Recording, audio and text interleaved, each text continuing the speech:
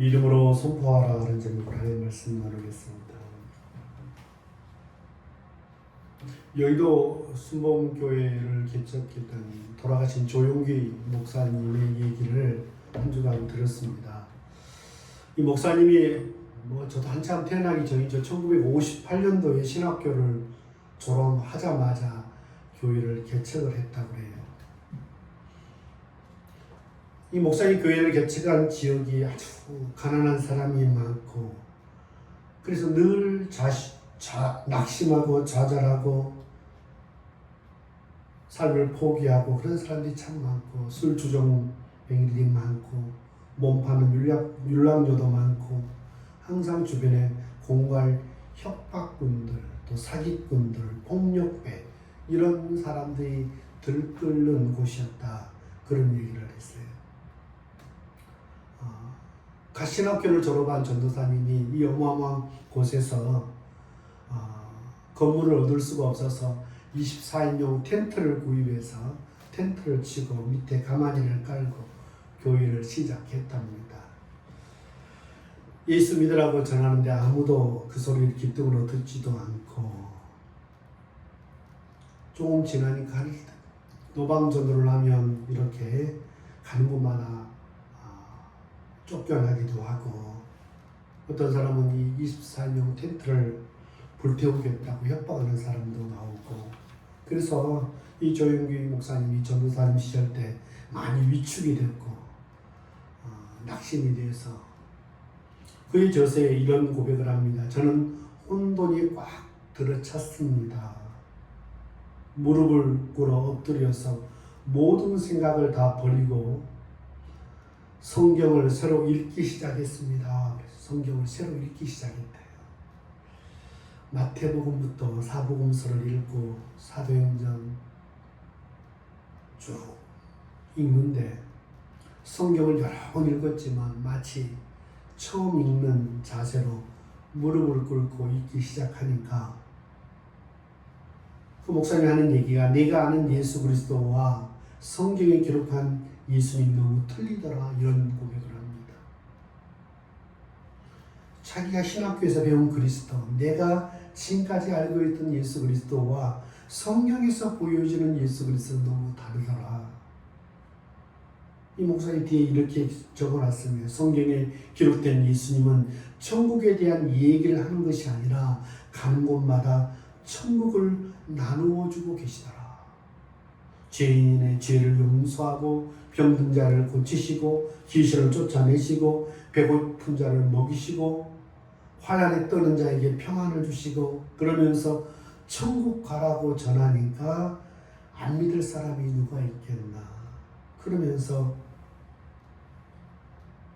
예수님은 천국에 대해 얘기하는 것이 아니라 천국을 나누어 주는데, 나는 천국에 대한 얘기만 하지 나누어 주지 못하니까 나로서는 도저히 감당 못할 일을 하고 있었던 것입니다, 이런 표현을 합니다. 이 얘기를 듣고 저도 이렇게 많은 도전이 되고, 남이 이런 은혜를 받았고 이런 은혜를 경험했고 이런 간증을 소개하고 예수 믿으면 좋다, 행복하다라고 얘기는 하고, 마치 예수님처럼 나는 천국을 나누어주는 자인가, 아니면 나는 평생 소개만 하고 있는 자인가 라는 생각을 해봤습니다. 어느 날 교회에 하반신이 마비되어 걷지 못한 여인이 가족들에게 업혀 예배에 참석했는데, 말씀을 전하자니 조목사님이 성경에 마가복음 16장 17절 이후에 믿는 자에게 이런 표적이 따르리니 너희가 내 이름으로 귀신을 쫓아내며 새 방언을 말하며 무슨 독을 마실지라도 해를 받지 아니하며 병든 자에게 손을 얹으면 나으리라 라는 말씀이 생각이 나서 한번 담대히 선포하고 손을 얹었습니다. 행여라도 낫지 않으면 어떨까 라고 하는 두려움도 있었지만 그냥 믿음으로 선포하고 손을 얹었고, 성령의 감동에 따라 그 여인에게 예수 이름으로 명하노니 일어나 걸어라. 눈을 뜰 수가 없더랍니다. 그 현장을 자기가 직접 목격하면 안 되면 어떻게 할까? 눈을 감고 계속 선포했더니 성도들 옆에서 함께 기도해주고, 그런데 그녀가 비틀거리며 일어나 걷기 시작했고, 나중에는 그 예배당을 막 뛰고 다니더랍니다. 이 소문이 퍼지면서 마을 사람들과 또 병자들이 몰려와 순식간에 교회가 붐비게 되어졌고, 그 시작이 여의도 순복음교회 성장의 시발점이었다, 이런 얘기를 합니다.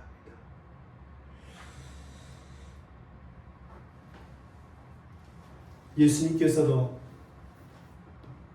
마태복음 11장에 세례 요한이 나옵니다. 세례 요한 열심히 사역하다가 자기들의 제자들이 점점 예수님에게로 가고, 자기를 따르는 많은 군중들이 예수님 쪽으로 가고, 자기는 또 붙잡혀서 감옥에 있을 당시 제자들을 불러서 예수님에게 가서 물어봐라. 오실 리가 당신입니까? 또 우리가 누구를 기다려야 됩니까? 당신이 메시아 맞습니까? 아니면 또 당신이 메시아가 아니면 밝히 말하십시오. 이런 얘기를 세례 요한이 제자들에게 입에 말을 두어서 예수님께 돌려보냈는데, 예수님께서 이 말씀을 듣고 제자들이 예수께 여짜오되 오실 그이가 당신 영혼이니까 우리가 다른 일을 기다려옵니까?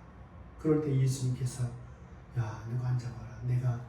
너 그 구약성경 이사야 53장에 고난받는 종, 성경 이 얘기가 다 내 얘기야.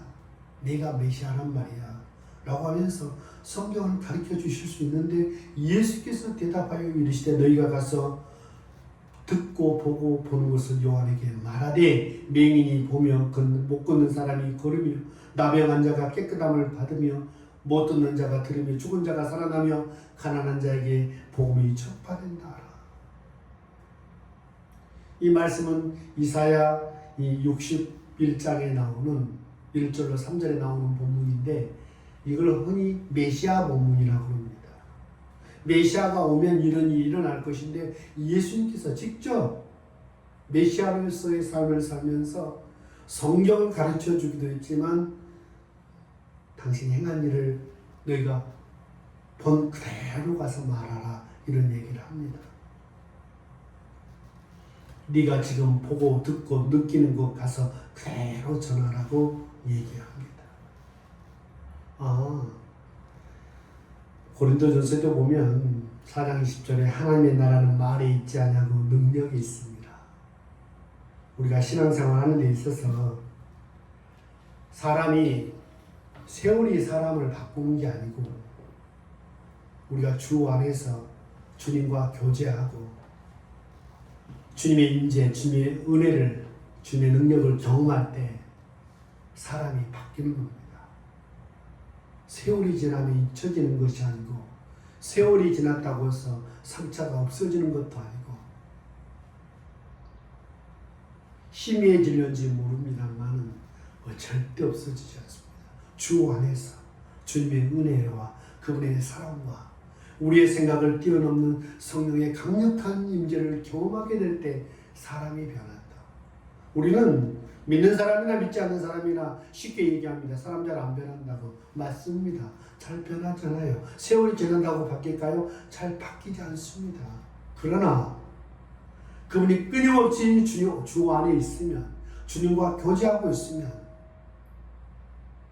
우리의 육체의 본능은 변하지 않다 할지라도 우리가 주님의 말씀에 붙들리고 성령에 붙들릴 때 그분의 능력으로 사랑하게 되고 그분의 능력으로 변화된 삶을 살게 될 줄로 믿습니다. 우리는 믿을 수가 없는 존재예요. 그러나 하나님은 믿고 하나님의 능력이 역사되어지면 못 바뀔 사람도 없다.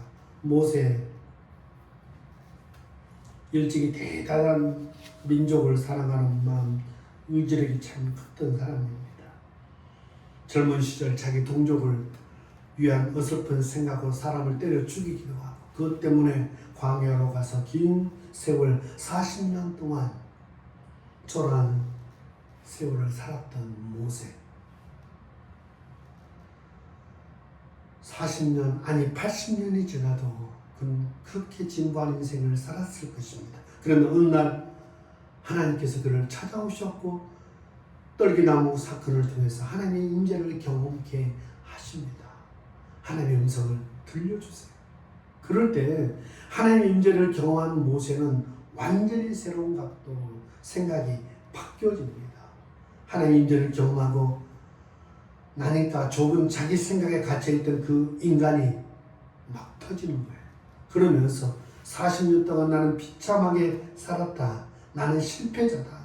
나는 나이가 많이 들었다. 이제 끝이다. 그런 생각 속에 갇혀있던 모세가 하나님의 임재를 경험하고 영적인 은혜를 체험하고 나니까 달라집니다.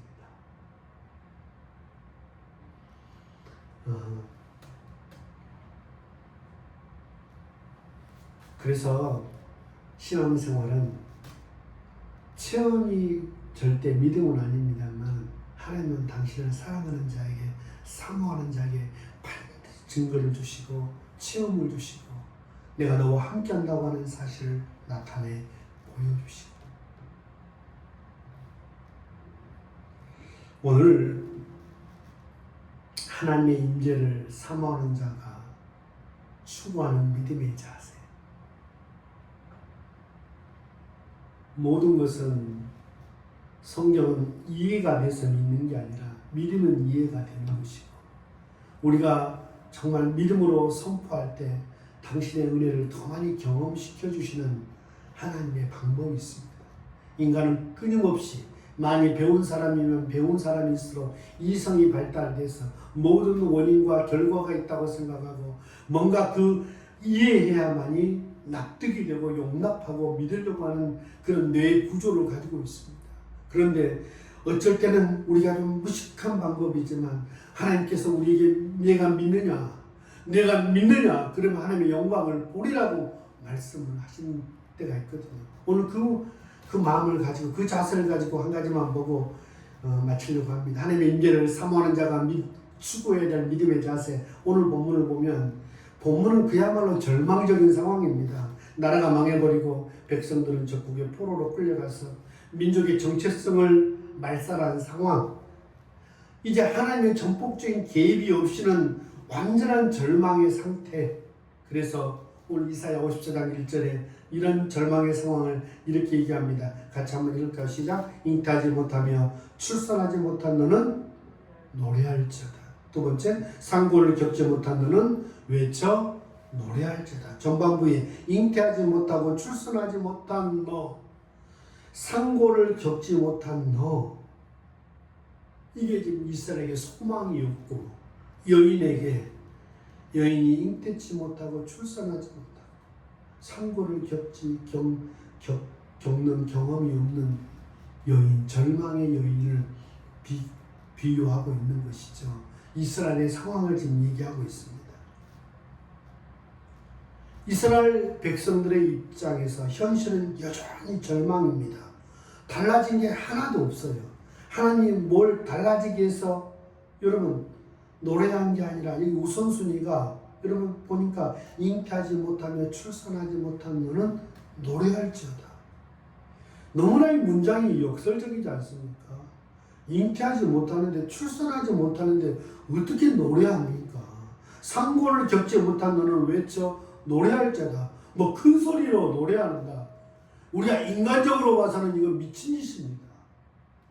좋은 일이 있어야 기쁘고 즐겁고 노래하는 것이지 잉태하지 못한 여자, 출산하지 못한 여자가 어떻게 노래하며 큰 소리로 노래를 합니까? 그런데 성경을 우리가 믿음의 눈으로 바라보고 하나님의 일하시는 방법의 우선순위 말이에요. 네가 노래하면 달라진다. 우리는 달라지면 노래하겠습니다. 죽을 때까지 안 달라지는 거예요. 그래서 공부하면서 그 주제가 나의 변화, 당신의 행복이었습니다. 이런 주제였습니다. 나의 변화, 당신의 행복. 내가 변할 때 나도 행복하고 내 주변도 행복하다. 정말 사람들이 나를 사랑하는 것 같지만 정말 나를 사랑하지 못하는 사람이 정말 많다. 정말 나를 사랑한다고 하는 말이 남은 무시하고 남의 감정은 무시하고 남의 욕구를 무시하고 나만 내 하고 싶은 거, 내 느끼고 싶은 거, 내 말하고 싶은 거, 내 누리고 싶은 거 이기적으로 남은 죽든가 살든가 나만 뭐 이기적인 그런 태도를 나를 사랑하라 라는 의미라기보다는 나를 사랑하라는 말은 나의 행복을 상대방에게 맡기지 말라는 겁니다. 계속 나는 일어섭니다 라는 찬양을 몇 주간 계속하는데 더 이상 내 삶의 아픔이 아프게 그냥 두지 않겠습니다. 그래서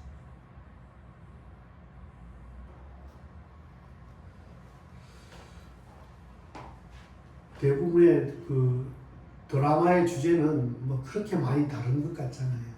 외국의 원작 소설 사막이라고 하는 원작 소설을 가지고 6부작으로 드라마를 SBS에서 6부작으로 한 3주 해서 했던 드라마가 어제 저녁에 끝났는데 참 몹쓸 부모, 술 먹고 집에 하면 어머니 때리고 그렇게 몹쓸 많이 했던 이 아버지가 선을 넘습니다. 자기 초등학교 딸을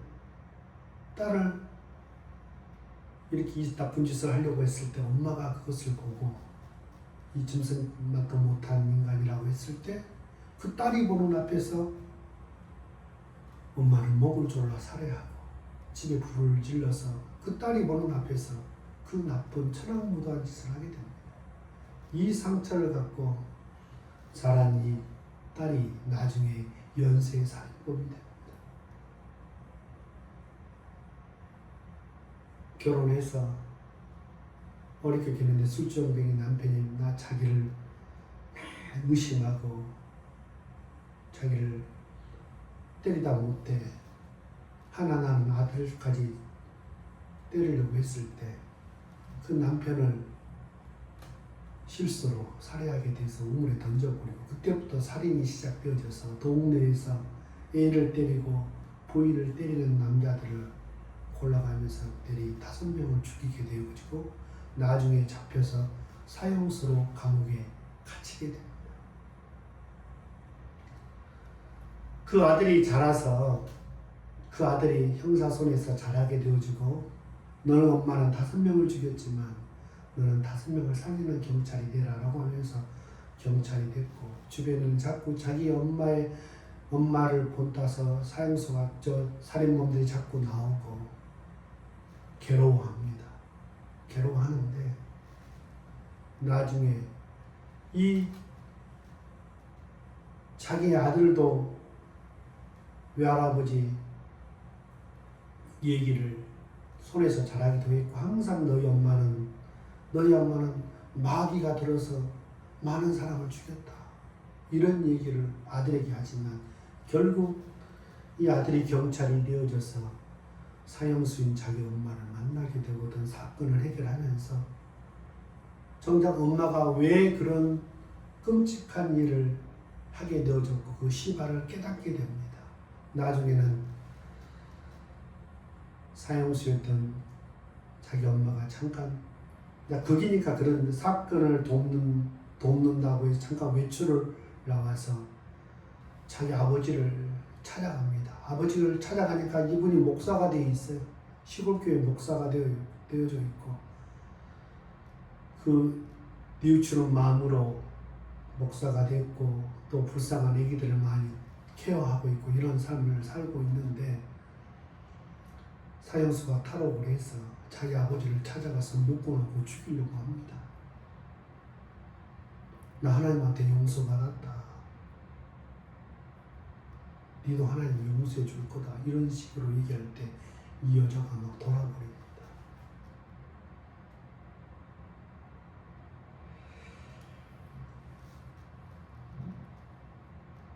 참 안타까운 인생. 끔찍하리라 할 만큼 아픔을 경험했고 그 아픔이 상처가 되어졌고 그 상처로 많은 사람을 죽이는 사람. 그런 어머니 밑에서 어머니의 자식으로 살아간 아들. 어머니는 5명을 죽였지만 나는 5명 이상 살리는 사람이 돼야지. 나중에 원수 갚을 일이 생겼고 자기 손으로 직접 자기 어머니에게 그 몹쓸 짓을 해서 그 어머니를 그런 삶을 살게 했던 그 외할아버지의 정체를 알게 됐을 때 짐승처럼 자기가 그걸 해결하지 않습니다. 그렇게 살면 안 되지만 또 그것이 또 내가 미워하고 또 내가 그 죄를 갚으려고 하고 네가 한 만큼 내가 돌려주겠다고 하면 계속 악순환 될 수 있는데 그걸 법의 손에 맡길 때 그게 끊어지더라는 거예요. 달라진 삶을 살게 되더라는 거죠. 우리 삶은 이 극적인 사형소와 같은 삶은 아니다 할지라도 우리는 일상을 어떻게 살고 있습니까? 네가 찬양하며 네가 감사하며 네가 노래하면 상황이 달라진다 말씀하십니다. 믿는 우리는 현실 때문에 노래하는 것 아닙니다. 믿는 우리는 어떤 상황이든지 그 하나님을 노래하는 자들입니다. 어떤 설교를 듣는데 그 목사님도 새벽에 그렇게 설교를 하세요. 데살로니가전서 5장 16절로 18절 항상 기뻐하라 쉬지 말고 기도하라 범사에 감사하라 이는 그리스도 예수 안에서 너희를 향하신 하나님의 뜻이다 그러는데 왜 항상 기뻐하라가 처음에 있을까요? 그래요. 이거 다 순서도 의미가 있는 것 아니겠습니까? 그 목사님이 당신의 어떤 깨달음인 것 같아요. 어떤 상황이든지 간에 내가 기뻐하고 하나님의 말씀을 붙들고 하나님의 말씀의 약속이니 기뻐할 때 그 다음에 뭐가 나와요? 기도가 나오고 감사가 나온다. 내 삶은 편안한 삶은 아니지만 주님의 평안함으로 기뻐할 때 기도가 나오고 기뻐할 때 감사가 나온다. 사도행전 16장에 바울과 실라 얘기 열심히 복음을 전하다가 빌립보 감옥에 갇혔을 때 그들이 한밤중에 바울과 실라가 기도하고 하나님을 찬송하며 죄수들이 듣더라고 했습니다. 어떻게 이게 가능했을까? 하나님을 원망하는 상황 아닙니까? 하나님 내가 이런 삶을 산다고 했습니까? 하나님 나를 부르셨고 나에게 이런 사명을 주셨고 소명을 주셔서 하나님이 기뻐하는 일에 순종할 일에 복은 주시지 못할 망정 이렇게 큰 두들겨 맞고 감옥에 갇히는 상황 나 하나님 정말 못하겠습니다. 지금 하나님 살아계시면 이러실 수가 있습니까? 라고 하실 수 있는데 어떻게 그런 삶이 가능했을까? 바울과 실라가 환경을 바라본 게 아니고 그 감옥 가운데 누가 하나님의 인재를 경험했고 그 감옥에서 그래서 찬양할 수 있지 않았을까 하는 생각을 해봅니다. 환경을 찬양한 게 아니고 열악한 감옥 속에서 찬양했는데 옥문이 막 열려갖고 찬양한 게 아니고 노래하니까 노래하고 기도하니 옥문이 열리더라는 것이죠.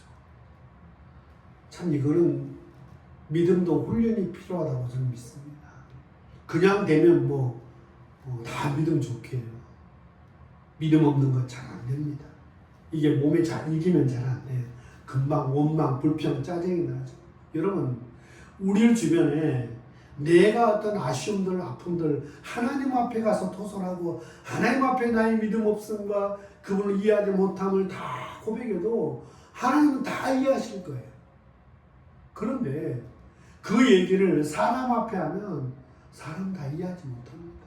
함께 믿음이 떨어지고요. 함께 믿음이 절망이 오고요. 함께 낙심하게 되어지고요. 감사를 잃어버립니다. 훈련이 필요하죠. 특별히 우리는 언어 훈련도 필요하고 생각 훈련도 필요하고 환경을 보지 않고 말씀을 보는 훈련 정말 필요합니다. 하나님의 임재를 경험하기를 원하는 우리에게 첫 번째 믿음의 자세는 믿음으로 선포하라. 따라합시다. 믿음으로 선포하라. 믿음으로 선포하라. 절대 세월 이야기 아닙니다. 세월 지난다고 자동적으로 내 마음이 바꿔지는 것도 아니고 주변이 달라지는 것도 아닙니다. 내가 믿음으로 선포한다는 건 뭡니까? 내가 주님 안에 있다는 거예요. 내가 내 생각을 선포하는 것이 아니라 주님의 말씀을 붙들고 그 말씀을 믿고 그분의 사랑을 믿고 그분의 선하신 의도하심을 믿고 믿음으로 선포하는 겁니다. 믿음으로 선포할 때 내 자신이 먼저 듣게 되어집니다. 하나님이 듣기 전에 내 자신이 먼저 들을 때 그 믿음의 선포의 말이 나를 살리게 되는 줄로 믿습니다. 잠언 18장 20절로 21절에 보면 사람이 입으로 나오는 열매로 말미암아 배부르게 되나니 곧 그의 입술에서 나는 것으로 말미암아 만족하게 되느니라. 죽고 사는 것이 혀에 매달렸나니 혀를 쓰기 좋아하는 자는 혀의 열매를 먹으리라. 할렐루야. 민수기 14장 28절 그들에게 이르기를 여호와의 말씀이 내 삶을 두고 맹세하노라. 너희 말이 내 귀에 들린 대로 내가 너에게 행하리니.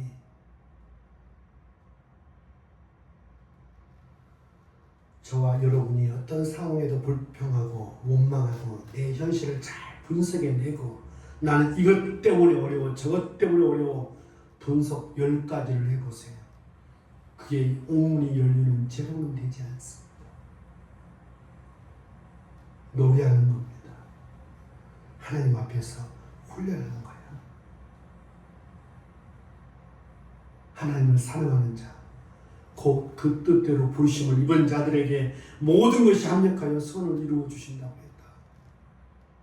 할 수 있거든요. 무슨 말이냐. 믿는 자에게는 능히 하지 못할 일이 없느니라. 할렐루야. 된다. 더 잘 된다. 갈수록 더 잘 된다. 나는 형통한 자다. 믿음으로 고백하고 입술로 선포해서 하나님의 임재를 더 많이 경험하는 저와 여러분 됐으면 좋겠습니다. 할렐루야. 오늘 상고를 겪지 못한 너는 외쳐 노래할지어다. 잉태하지 못하며 출산하지 못한 너는 노래할지어다. 사실 설교는 이렇게 하지만 믿음의 행동은 쉽지 않고 많은 훈련이 필요하고 연습이 필요하다는 사실을 압니다. 저도 앞에 기타가 있지만 기타를 치지 않고 세우만 놓습니다. 이 상황에 뭐 기타까지 치면서 이렇게 노래할 그런 상황은 아닌 것 같고 기분은 아닌 것 같고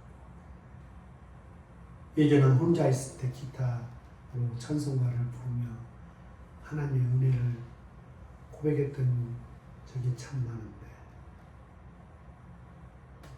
지금 혼자 있으면 영상 보고 그런 거 쉽지 뭐 하나님께 집중해서 찬양하고 말씀 듣고 그렇게 쉽습니까?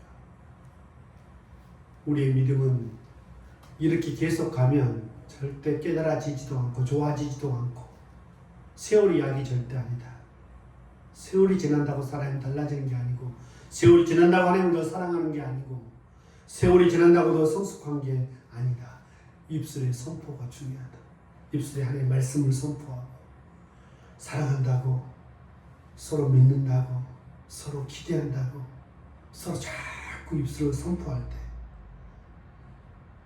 어린 자식을 키우는 것처럼 내 자신이 어리다고 생각하면 자꾸 내 자신, 내 스스로 누군가의 말에 너무 의존하지 말고 누군가의 말에 상처에 너무 상처가 아픔이 더 이상 내 삶을 그냥 아프도록 내버려 두지 말고 누구에게 내 삶을 자꾸 핑계대지 말고 나의 행복을 다른 사람에게 맡기지 말고 내가 나를 사랑하는 겁니다. 내가 나를 축복하는 거예요. 내가 나에게 선포하는 겁니다. 내 영혼아 어찌하여 낭망하며 어찌하여 내 속에서 불안하여 하는고 너는 하나님만 바랄지어다. 내 영혼아 깰지어다. 너는 주만 바라볼지어다. 자꾸 고백하고 주님 사랑할 때 우리의 영혼이 회복되어지는 은혜가 있을 줄 믿습니다. 기도하겠습니다. 좋으신 하나님 잉태하지 못하며 출산하지 못한 너는 노래할지어다. 상고를 겪지 못한 너는 외쳐 노래할지어다. 어떤 이 상황에 노래가 나옵니까? 어떻게 이 상황에 외쳐 큰 소리로 노래가 나옵니까? 너무나 나 자신을 사랑하고 내 환경이 너무 짓눌리고 우욕도 식어져서 열정도 식어져서 도무지 찬양할 수 없는 우리의 연약한 마음, 우리의 영혼을 긍휼히 여겨 주옵소서. 다시 한번 주를 향하여 높이 외쳐 찬양할 수 있는 은혜를 부어 주옵소서. 나는 안 되지만 주님이 함께 하시면 됩니다. 믿는 자에게 능히 하지 못할 일이 없다고 말씀하신 주님의 은혜를, 주의 말씀을 붙잡고 나아갑니다. 혼란을 겪고 모든 게 절망이었던 상황을 겪던 그 젊은 주께서 성경을 다시 읽으면서 이대로는 안 되구나. 왜 내가 안 되는지, 천국을 나누어 줘야 되는데 천국을 소개만 하고 있으니 내가 행복한 천국을 누리지 못하고 경험하지 못하고 지옥을 살고 있으면서 누군가가 나도 써보니 별로 좋은 줄도 모르는 물건, 그 확신 없는 삶의 태도에 누가 물건을 사겠냐는 거죠.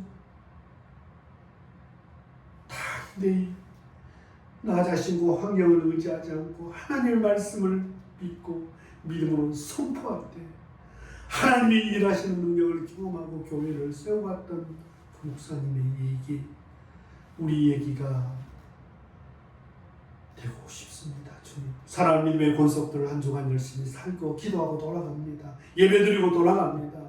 한 주간도 하나님이 위로해 주십시오. 하나님이 새 힘을 주십시오. 환경을 뛰어넘어 노래할 수 있는 은혜를 주십시오. 달라진 게 없어도, 옥문이 열려지지 않아도 이곳에 하나님 자신 하나님의 은혜를 경험하고 기뻐 찬양할 수 있는, 지금껏 내 오늘 죽어도 원이 없다, 지금껏 하나님 나를 구원해 주시고 여기까지 써주신 것만도 하나님의 은혜다, 감사하다 라고 하며 찬양할 수 있는 그 은혜, 하나님의 뜨거운 임재가 한 주간에 우리의 삶 가운데 부어질 수 있도록, 부어지기를 소망합니다. 주님 도와주옵소서. 예배드리면서 주님 앞에 예물 준비하여 감사하고 11주 예물 구별해드리고 하나님께 믿음과 마음을 쏟아드렸습니다. 하나님께서 사랑하는 종들의 모든 삶을 가운데 은혜를 부어주십시오. 성경의 약속한 복을 허락하여 주옵소서. 쓸데없는 지출은 막아지고 수입은 점점 늘어나게 하시고 하나님께 더 기쁘고 감사한 마음으로 드리는 은혜가 있도록 축복해 주옵소서. 한 주간도 은혜 주실 주님을 기도합니다. 이제는 우리 구주 예수 그리스도의 은혜와 하나님 아버지의 만극하신 사랑하심과 성령님의 감동 감화 내주 충만하신 은혜가, 환경은 절망적이지만 노래할지어다, 외쳐 노래할지어다라고 하는 말씀을 듣고 이제 믿음의 상황 가운데 믿음으로도 선포하고 하나님의 임재를 더 경험하며 살아가리라 마음에 결심하고 돌아가는 사랑하는 권속들을 머리 위에, 그들의 가정의 몸된 교회 위에 이제로부터 영원토록 함께 계실지어다. 아멘.